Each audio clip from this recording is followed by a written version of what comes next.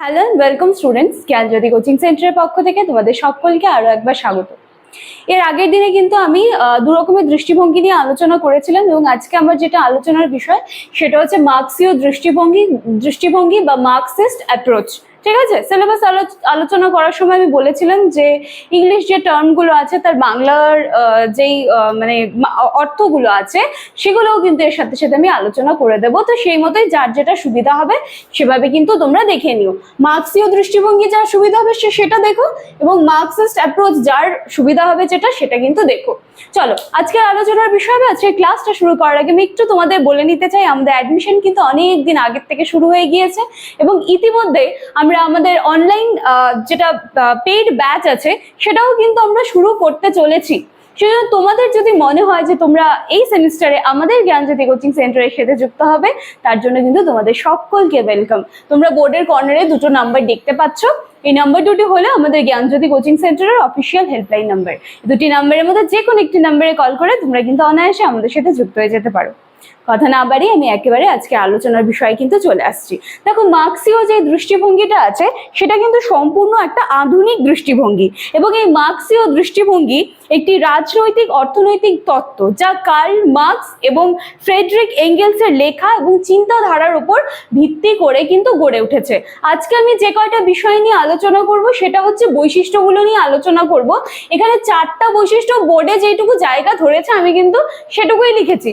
এর পরবর্তীতে যখন আমাদের পেইড ব্যাচে এটা নিয়ে আলোচনা হবে তখন আবার বিস্তারিত আলোচনা হবে সেটা নিয়ে। আজকে বৈশিষ্ট্যগুলো আমরা একটু আলোচনা করব এবং এটা পার্ট 1 হিসাবে পাবে এবং পার্ট 2তে তোমরা এই যে মার্ক্সীয় দৃষ্টিভঙ্গির কিন্তু সমালোচনাও দেখতে পাবে।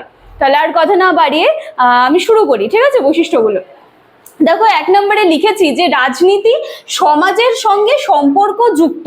মানে অ্যাকর্ডিং টু মার্ক্সীয় দৃষ্টিভঙ্গি বা অ্যাকর্ডিং টু মার্কসিস্ট অ্যাপ্রোচ, এই যে রাজনীতি এবং সমাজ এই দুটোকে কিন্তু আলাদা করে দেখা হয় না।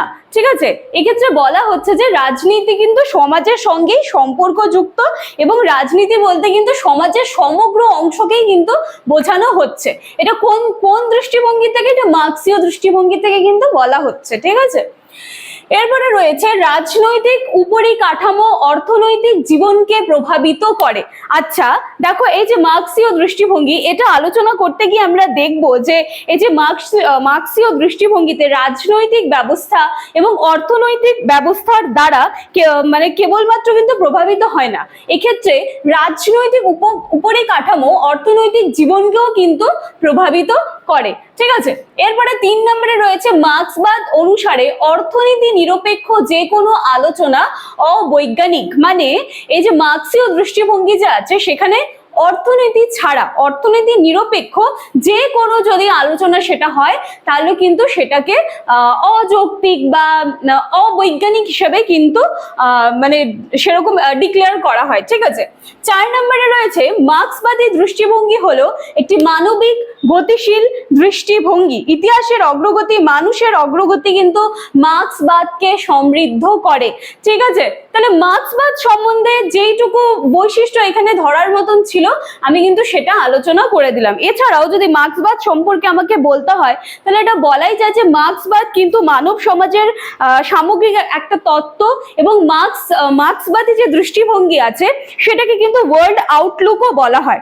ঠিক আছে, তো এই ছিল কিন্তু আজকে আমাদের মার্ক্সবাদী দৃষ্টিভঙ্গি বা মার্কসিস্ট অ্যাপ্রোচ এর বৈশিষ্ট্যগুলো আজকে আমি আলোচনা করলাম। পরের দিনের ক্লাসে কিন্তু সমালোচনা নিয়ে আবার একটা ক্লাস পাবে।